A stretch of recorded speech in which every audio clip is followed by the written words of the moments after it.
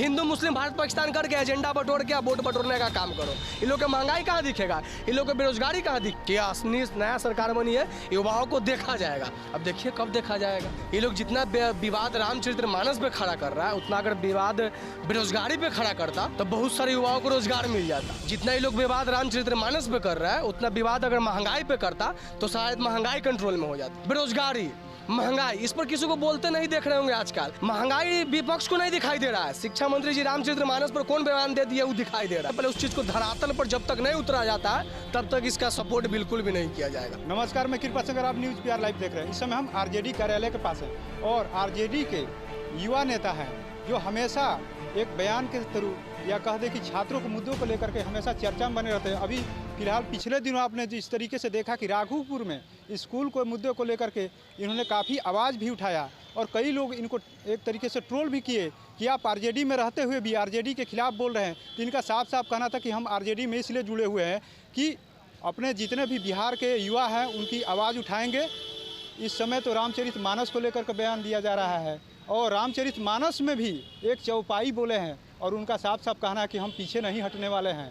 और जो हम बोले हैं उसको आप लोग पहले देखिए, क्या कहीं ना कहीं विपक्ष भी इसमें सहमति है क्या कि यही मुद्दा चलता रहे। देखिए भैया, जो रामचरितमानस पर जो बयान दिया गया है वो बयान पता है किस लिए दिया गया है।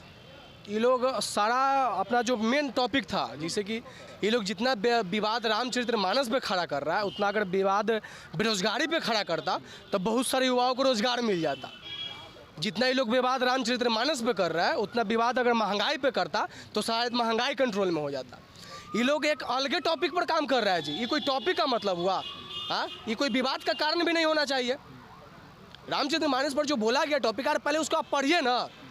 जो बयान दिए हैं वो एक प्रोफेसर रह चुके हैं, वो एक प्रोफेसर है। पहले उस चीज़ को पढ़िए। अगर आपको सही लगता है तब बोलिए, और गलत लगता है तब बोलिए। उसमें तो हमको नहीं लगता है कि हम भी तो पढ़े हैं, उस चौपाई को हम भी पढ़े हैं, उसका हम भी व्याख्या किए हैं, लेकिन हम इसमें नहीं उलझना चाहते क्योंकि बिहार को भी सबसे करेंट जरूरी है बेरोजगारी, महंगाई। इस पर किसी को बोलते नहीं देख रहे होंगे आजकल। इधर ट्रेंडे चल रहा है। अभी BSSC पेपर लीक हुआ है, हाँ। उस पर लाठी चला, लेकिन कोई भी विपक्ष का नेता नहीं बोल रहा है। सरकार तो मान के चलिए, सरकार काम करती है, गलत होता है तो उसको विपक्ष उठाता है, लेकिन विपक्ष आवाज़ नहीं उठा रहा है। नहीं, विपक्ष को मुद्दा क्या दिखाई दे रहा है? BSSC का पेपर जो लीक हुआ वो विपक्ष को नजर नहीं आ रहा है, लेकिन शिक्षा मंत्री जी रामचरितमानस पर क्या बोल दिए हैं वो दिखाई दे रहा है। महंगाई विपक्ष को नहीं दिखाई दे रहा है। शिक्षा मंत्री जी रामचरितमानस पर कौन बयान दे दिया वो दिखाई दे रहा है। जीभ काटने को लेकर बोल रहे हैं, सहमत है उनके बयान से भी, जीभ काटेगा वो। अरे ये लोग यही एजेंडे पर काम करता है। तो हम तो शुरू, इससे पहले भी मेरा पुराना वीडियो उठा के देखिए और अभी भी बोले कि जैसे चुनाव आने वाला रहता है ना, हिंदू मुस्लिम भारत पाकिस्तान करके एजेंडा बटोर के वोट बटोरने का काम करो। ये लोग की महंगाई कहाँ दिखेगा, ये लोग की बेरोजगारी कहाँ दिखेगा, ये लोग नहीं दिखेगा। शिक्षा मंत्री जी को जीभ काट लीजिए, शिक्षा मंत्री जी को ये कर दिए, यही बयान दे दिए हैं। ये कतई नहीं होना चाहिए। और विपक्ष को खास करके, विपक्ष एक ऐसा ही, मतलब विपक्ष में होता है ना कि कोई चीज़ अगर पक्ष गलत भी कर रहा है तो उसको रोकने का काम किया जाए। तो विपक्ष है कि सबको नहीं दिखाई देगा, कोई थोड़ा सा टोन मार दिया तो वह पे सब उलझल है। हमको तो कोई मुद्दा नहीं नजर आता। आपको नजर आता है? अभी तो केंद्रीय मंत्री किसानों के लिए भावुक होकर रो रहे हैं। हाँ, कहाँ थे उतना दिन से? जब आप सरकार में थे उस टाइम आपको नज़र कहाँ आ रहा था? अरे डबल इंजन की सरकार बिहार में चल रही थी ना, उस टाइम इन लोग कहाँ थे? आज विपक्ष में यार तो मिर्ची बड़ा जोर से लग रहा है आपको। नहीं, बक्सर की घटना को लेकर को रो रहे हैं। बक्सर में गए हुए थे। बक्सर में कब गए हैं? 86 दिन बाद गए हैं। अगर इतना प्यार से पहले जाते तो कुटा के नहीं ना आते जी। पत्थर खा के आए हैं केंद्रीय मंत्री जी। कहाँ थे 80 दिन से? नजर नहीं आ रहा था? करें कि राज्य सरकार दोषी है। राज्य सरकार दोषी है, केंद्र सरकार दोषी बिल्कुल भी नहीं है।